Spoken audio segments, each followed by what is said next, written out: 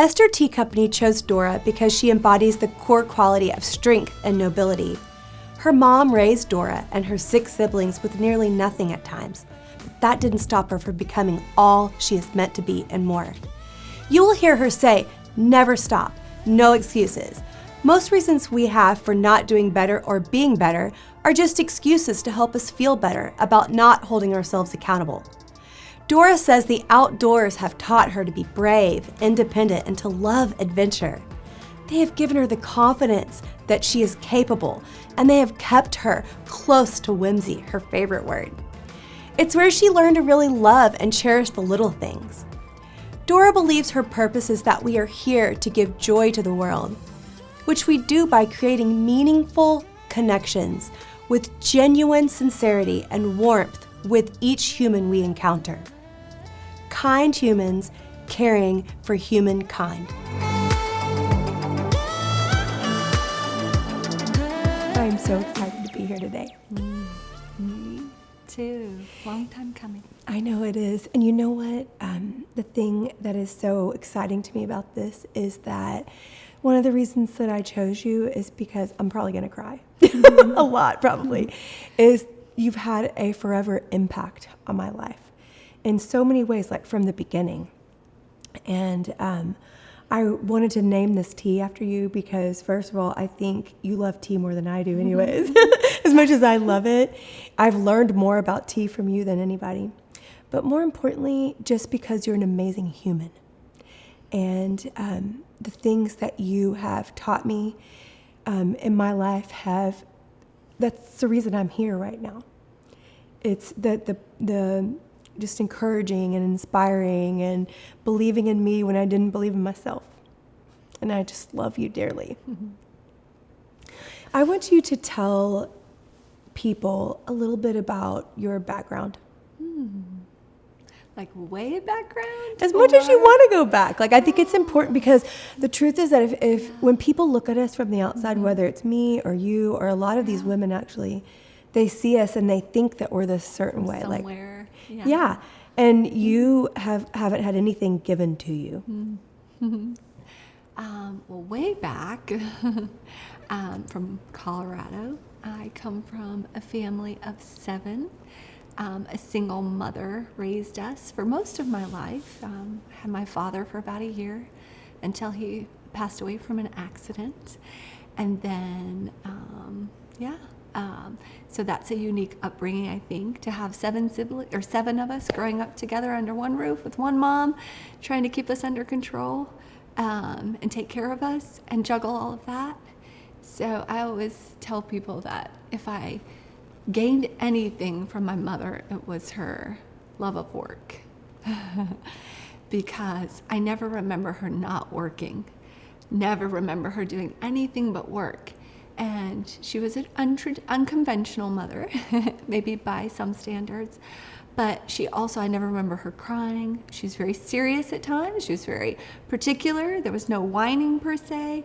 But I never remember her being grumpy or fickle or pouting about the circumstances. And so whether people noticed her joy, I just noticed that she didn't show her discontent with life, and she just worked so hard and took her work, her trade, her craft, whatever it was, even doing laundry, she would do it to the best of her ability. And she never let us slack at whatever we needed to do. And so I think that's taught me a lot about my love of work. I don't have great balance with that, but my craft, my work, whether it was when I worked at McDonald's or the current position I'm in to own a business, I love it. I can do it at 2 a.m., I can do it at 2 p.m., I can do it for 2 days straight, and I still love it. And I believe I got that from her. I think that's so sweet because I've met your mom several times, and I never have heard, and all the years I've known you, I've never heard you say that about your mom. So I think that is just amazing that she gave you that quality, and because you don't complain. That is, I can say a lot of things about you, but that is for sure something that I can say that there's no complaining in the world of Dora. So tell me a little bit about that. Like what is your philosophy on life and just gratitude? I don't know. I don't know where that really comes from. I think some of it comes from genetics maybe, and some of it comes from how you perceive things as you grow up. Like, no, we didn't have much, but a lot of people don't have much and they can still be grumpy and fickle. So I'm not really sure. But I think, I don't know, just a great appreciation for the little things. And it's cliche and we hear it all the time, but I have a great love for the little things. And we had a little, but we just had fun. Yeah, I think that was it. Like with 7 kids in one house and all the things we did, just to have fun in the little things. And that's what we've done. Like our greatest joys are the little things. Yes. The little things we've done together, the silly moments, the wrapping each other in toilet paper to look like a snowman, right? Whatever, the mud pies when we're camping. Yes. To stop and be in the moment, the little things. Let's talk about hiking just for just a minute because, I remember you invited me and you invited Carson and I to come to I think it was called something with Noose. Yes, the Noose River. Something of Cliffs of the Noose. Cliffs of the Noose, that was it. Cliffs of the Noose. Yes. And I remember saying to you, like, I'm not going to sleep outside. I really don't want to sleep on the ground. But you just insisted, like, well, just come for the day. Just come for the day. And so we did. And I had no confidence. I had the wrong shoes, but I had so much fun. And I remember that day thinking, I really don't want to leave. Like, I just loved it. The night came and we had the campfire and it was chilly outside and we hiked that day. And I did something that I did not think that I could do. And I remember that, and we do this on all of our hikes. You always say, let's just enjoy as we go. It's not about the journey. Like it's not even about the destination, although we've been to some cool destinations, but also like you would inspire the boys to say, okay, whoever finds the coolest, I love it too. So whoever has the coolest find of the day. And it just causes you to kind of like stop and really look around you, like whether it's a bug or a stick or a leaf or good mushroom a good mushroom. Like it was just, and I would have never, my greatest memories with Wes before he passed away were hiking. And had you have not encouraged me to come out there that day, then I wouldn't have had those memories with him. And that's where we really got to talk about things that really mattered. Those are those memories that I have with him those last few years that I cherish and hang on to forever. And I bet you have inspired the love of the outdoors and no telling how many people. I pray I'm that ripple. I do. Even in my work, we go every year for that annual retreat. And I make sure 4 days, it's usually women, which is awesome to me because a lot of people just don't spend time in the outdoors. But especially young women don't get as much opportunity, I think. And so, we do the 20-mile bike ride. And they're always so freaked out when you get to the end and they cry. And whether they stay with the practice for a few more weeks or a few more years, I know they will look back on that accomplishment, right? The waterfalls, the rocks, the mud, the 20 miles down the mountains. But I think that's something also I take from Colorado, the love of nature, and being able to share that with others. I think of all the women that have crossed my path that might not have done those things.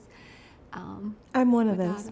Without it. And I feel super proud that my brother and my siblings kind of cultivated that in me, and I found my way back. Love it. Yeah. So, one of the things that I love about hiking is the freedom that I feel when I'm there.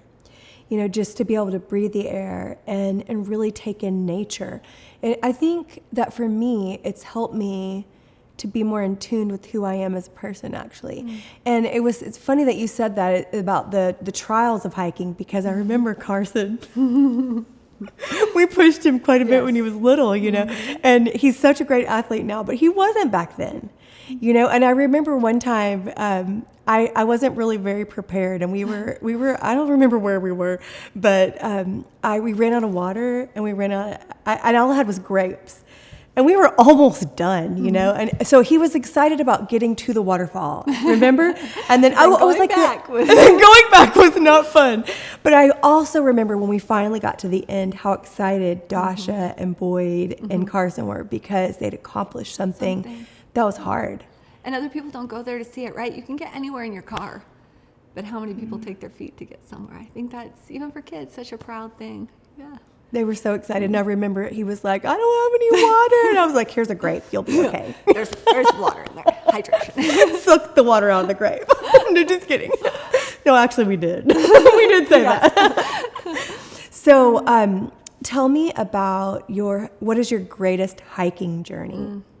Well, of course, not to brag. I mean, you should brag, Dora. It's okay to brag on this. There are some hiking journeys that are about the people that you're with and just the kind of chats that you have and, the just bonding.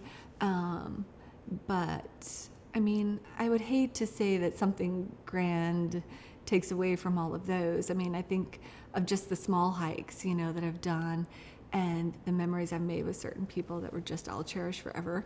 But being able to travel across the world and climb Mount Kilimanjaro and check something off my bucket list and to say that I, had the opportunity to climb the tallest freestanding mountain in the world.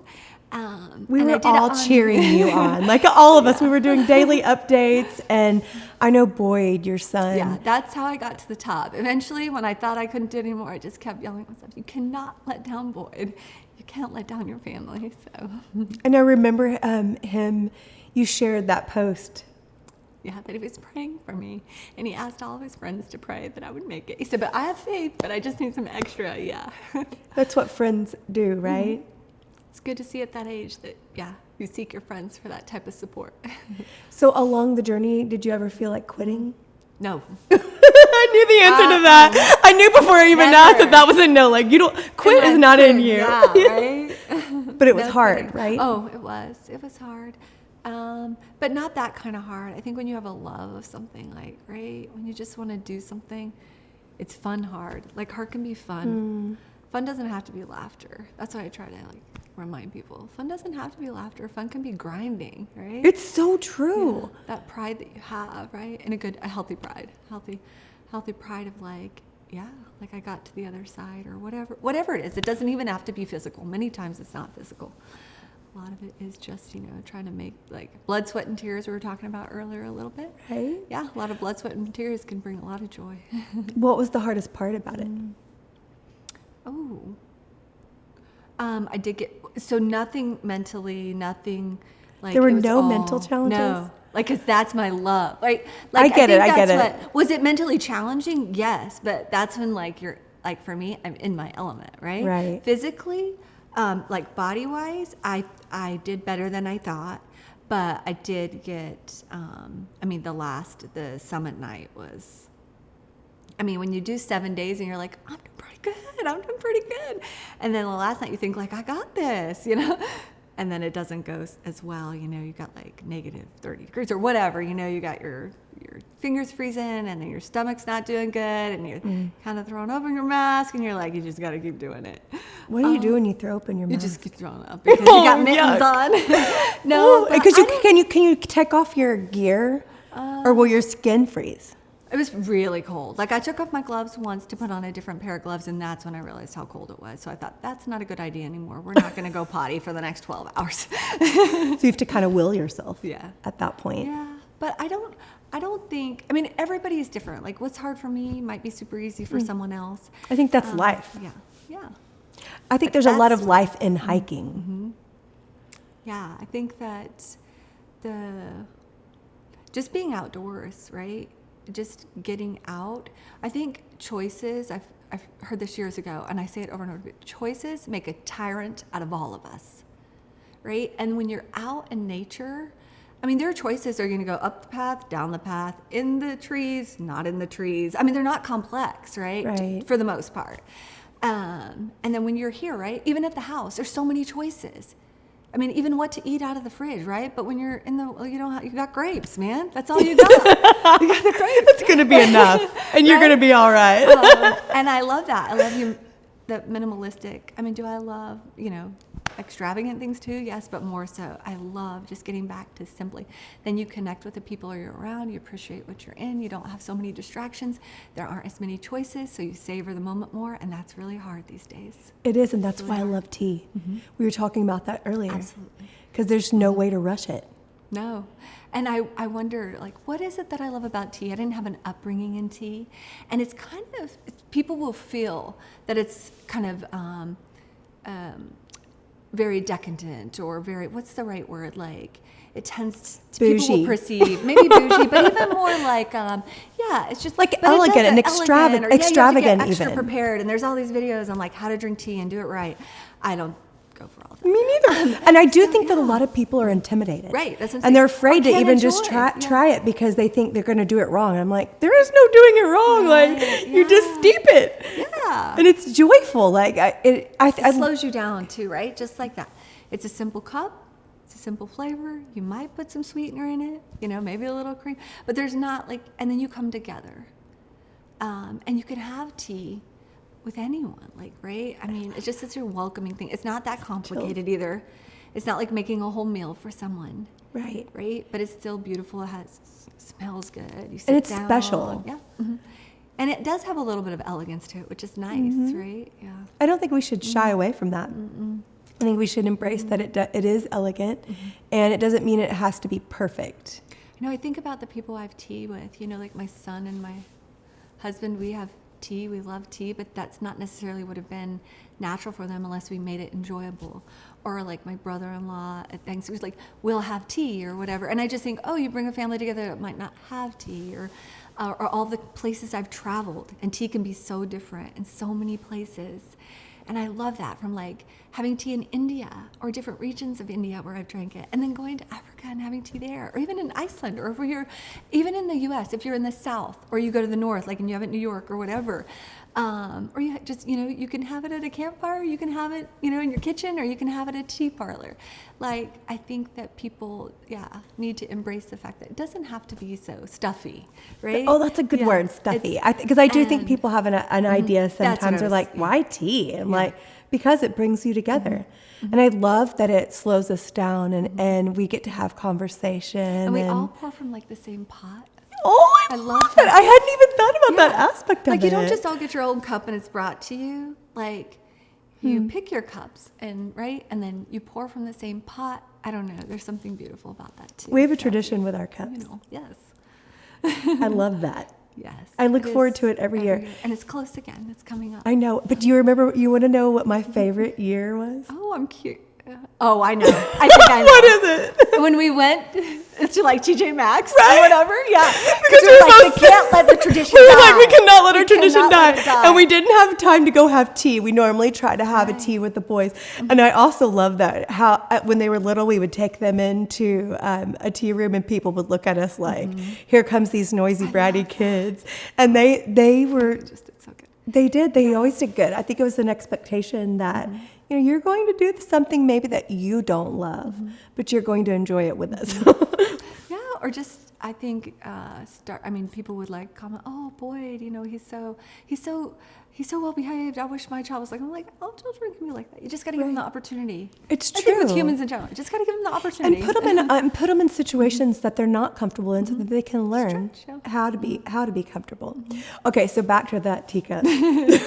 That scavenger hunt. It was a scavenger hunt. That whole store. We did. We were determined because we didn't have time to go have our traditional tea where we could each pick a cup, which I love. I have a whole collection of them, and I treasure them. And I remember every single time I have tea and I pull one out, I remember where we were and what we were doing and the year that it was. Like, it's so cool. But that year, we were busy with work. We didn't have time for tea, but we were determined to keep our tradition alive. And so, was it TJ Maxx? It was TJ Maxx. We went to multiple places, I think, or somewhere. We were do you remember that we looked everywhere and there were like no teacups, but we ended up finding 2 teacups, but they matched? Yes. No, they weren't the most. I laugh every time I see that cup in there. I'm like, you're a misfit. But they were teacups, and I was like, divine intervention. Because there was only two of them. And we had looked and we couldn't find any, so it was special. Definitely divine intervention. Definitely. So I want you to talk a little bit about, because one of the things I love about you is that you truly live with intention. I try. You really do, Dora, and you have inspired me to be more and more like that. In fact, you as a human, every day, have made an impact on my life to be better and to work to be a better me. So I want you to just Oh my goodness. tell me about what you did today in preparation for this. I was just thinking about the essence, right? Be in the moment, just breathe. Life is so busy. And what is, honor Tracey and what she's doing. So if she's honoring women and, what they do that's extraordinary, even in small ways, how can you do that? Who are other women in your life who you can honor with something that's around you? So I was just trying to bring those things close to me. And you weren't supposed to bring this up because I didn't want to make it like this.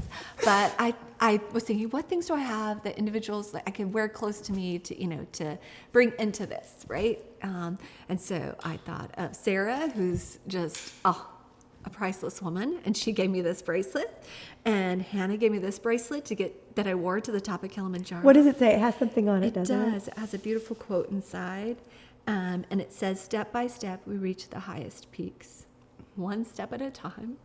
I tell that to people in my life often, and then Angie, who's like, "Yep." She's your original girl. Yeah, she's my she goes back. She's my OG. She's your OG. She's my OG. And she gave me this. It has a beautiful, beautiful poem inside of it that I've worn it on many adventures over the years. So, and just little things like I wanted Nathan's grandmother to be. So we picked the pillow and we have it right here. Just my travels to India. Yes. And when I really started loving tea there, so I wore my ring from India. Really? When you went to India, was that? I loved tea before, but it's there. It's like I had not experienced it like culturally like that, right? Like here you can go and you can enjoy tea, but where it's like a part of the everyday life, that was really beautiful. When you go in someone's home, it's not like certain people who love tea. It's like I don't want to say everybody, but right, it's a common way to just spend time, which I find here we're trying to capture, right? In our culture, Right. we're trying to capture that. Other cultures do that a bit better. And so They do. In fact, tea is the #1 consumed beverage in the world except for here. And I think it's because we're just too busy to appreciate. We are. Yeah. So when you were in India, so I love the idea because I can't wait to go. Will you go with me? Yeah, I must. You must go with me. If you will have me. I would have loved to take you with me. One of the things that I have really enjoyed about this journey is the people of India are just lovely. Like they're joyful. I can't tell you how many times, like, and we'll talk at all hours of the night because of the time difference, and 100% of the time they're cheering us on. They're excited about the journey. They are excited about the fact that we love their tea, and they're proud. They're just very proud, and they're just kind. They're just kind. They're kind humans. I would, that you say kind over and over. I was reading something earlier, actually, not to get off on a rabbit trail, but it was saying about how, so the term clever, they were explaining clever is like to be really smart, right? Not clever like we might think manipulative. Clever is like, are you studious and you're inventive and those types of things. Can you create things, and are you great at work? Are you clever to get things done? Or kindness. And it was a story, and the story was basically, it said, and it just really was like, that's it. It was talking about how it will always be more difficult to be kind than clever.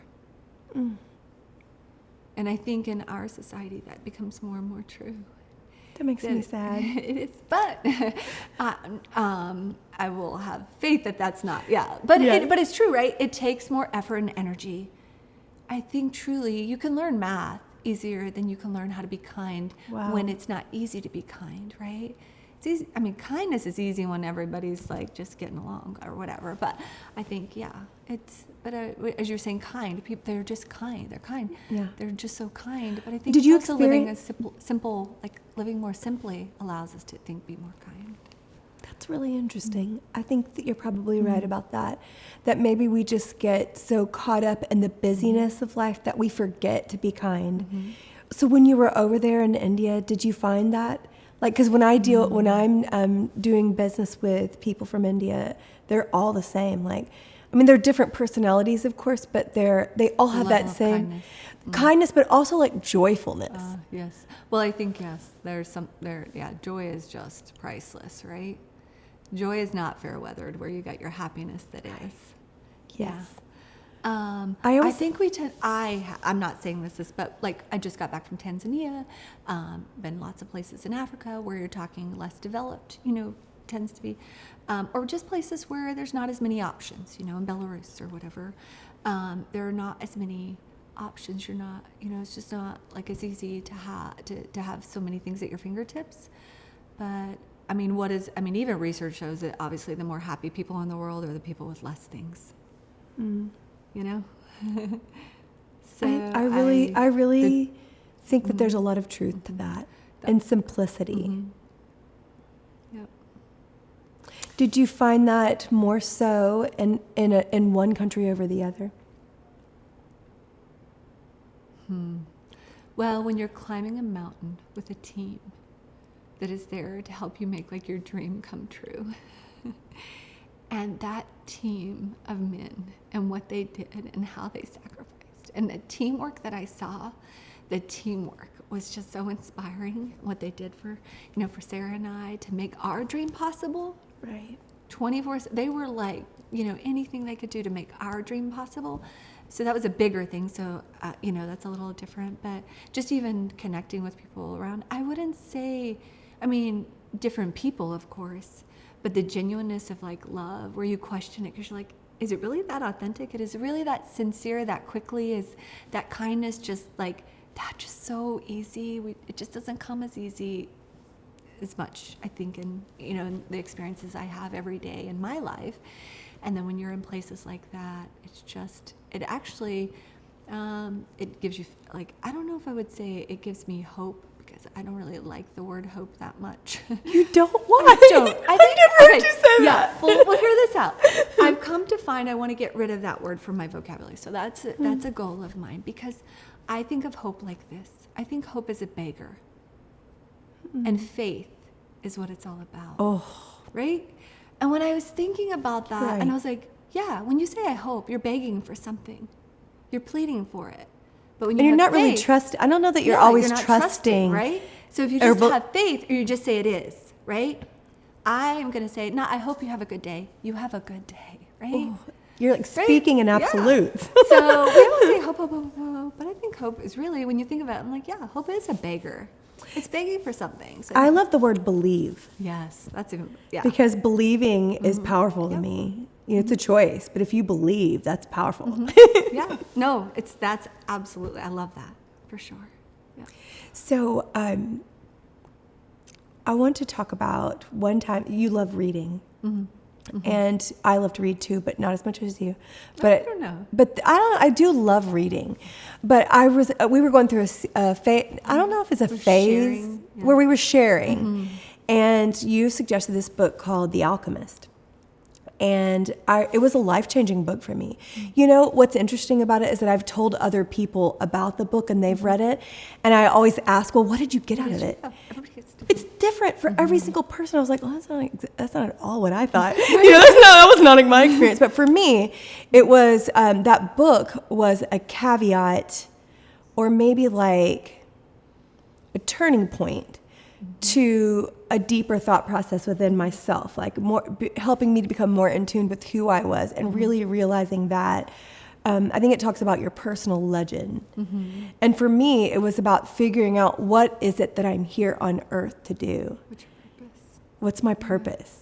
And I'm living it. I'm getting to really live my purpose, but that took a lot of hard work and sacrifice, but also failure along the way. But one of the things that I love about our relationship is that we don't always see eye to eye about things. And I remember you asked me a question. I'd finished the book, and you asked me a really pointed question. You were like, so if you knew somebody didn't have a strong faith, would you recommend the book? And I said no. And we'd had a debate. I would say it was like a spirited debate, back and forth about why you thought the way you did, and why I thought they needed it, why they needed it, and why I didn't think that I would. But you know what I love about that is that I think I really struggled in the last couple of years with just how much hate there is out there, because people differ. And growing up, it's really, really reminded me of the lessons that my dad taught me, which were to, Tracey, you should stand up for what you believe, but you should do it in a kind way. And instead of talking about what's wrong about the other person, this is one of the things I love dearly about you, he would say, just tell people why you believe the way you believe, and then try to understand why they believe, where they're coming from, and why they believe what they believe. And I think that we've lost that too. And I just want to say thank you for, even when you don't agree with me, even when you know that I've done wrong, or that sometimes you've known, like, oh, that's wrong, Tracey. Like, but you don't ever judge. Like, you never said, you were always truthful with me, but it didn't change your love for me. No. I think it's what allows us to, like, love someone wholly, right? Completely. And it's only because I want the very best for you. Or just like with anyone else. I can be really particular. I know.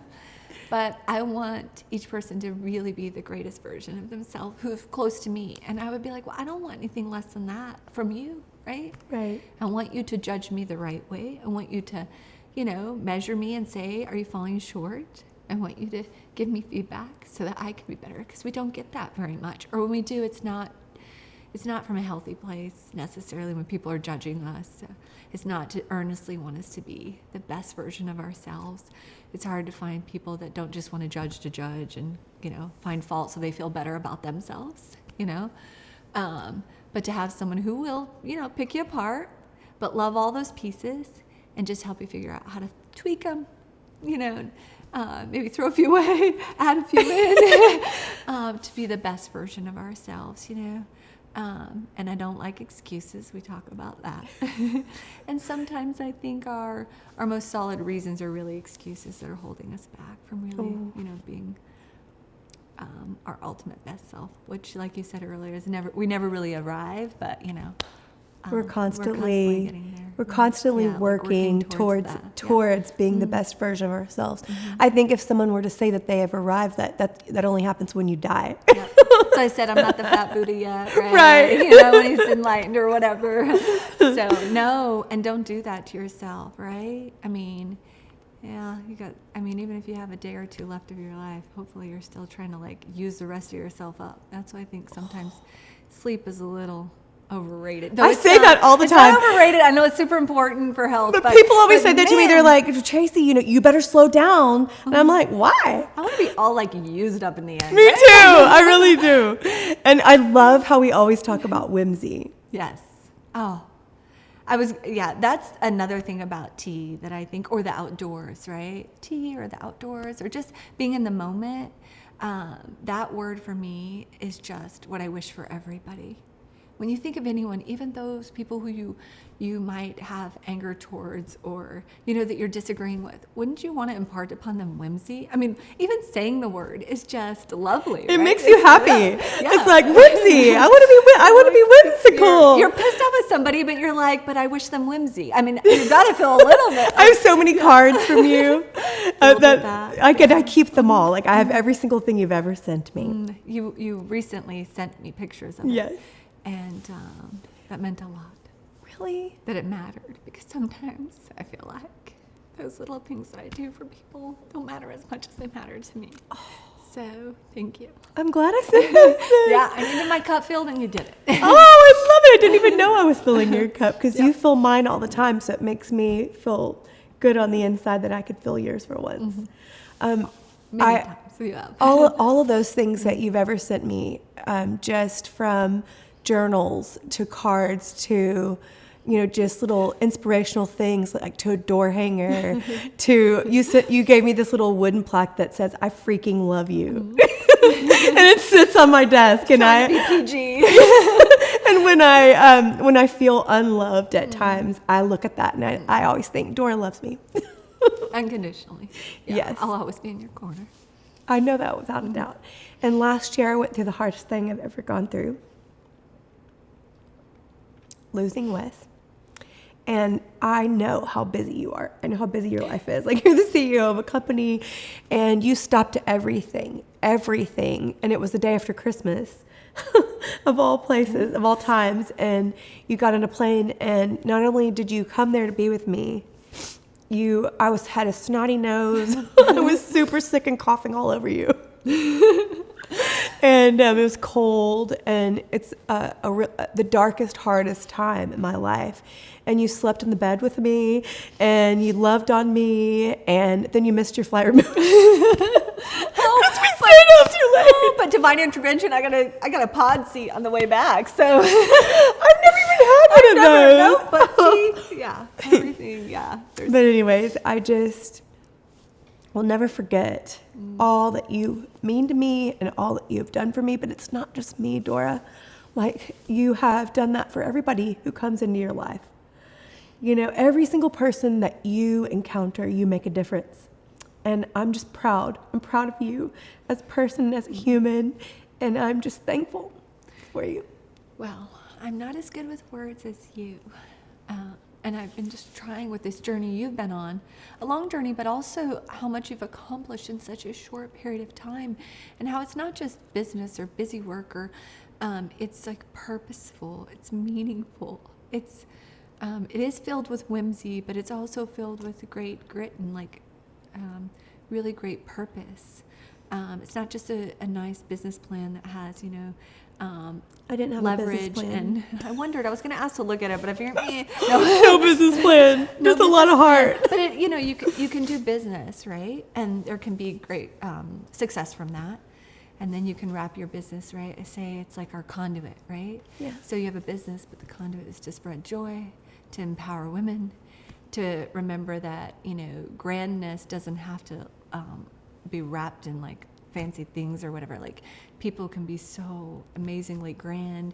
We just got to slow down and pay attention and look. Yeah. And just that you've taken so many elements of purposeful things, having a great business, really doing, finding whatever your product would be to have a purpose behind it. But what a great product, tea. That in of itself has, just so many beautiful things that connect people together, and then connecting that to women and empowering them, and then where it will go next, and after that, and just in, and even the women that you've honored through this, just that tight circle of what you're doing for them and how you're uplifting them, and how proud it makes me feel on nights when things have been really tough lately to feel like, look what she's honored me with, so.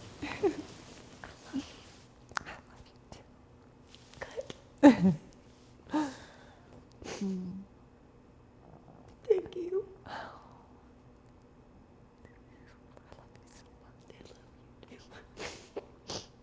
Just as you are. But we're going to get better and better.